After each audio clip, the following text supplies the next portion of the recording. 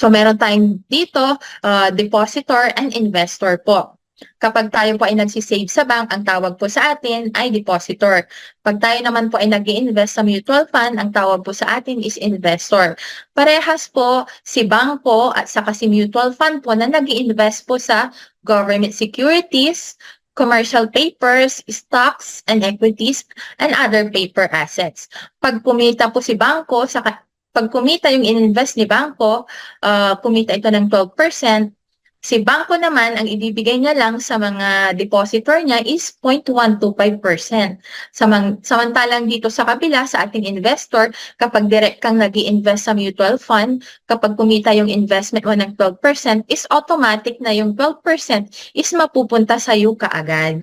So, yun yung difference po ng pagiging depositor at investor po.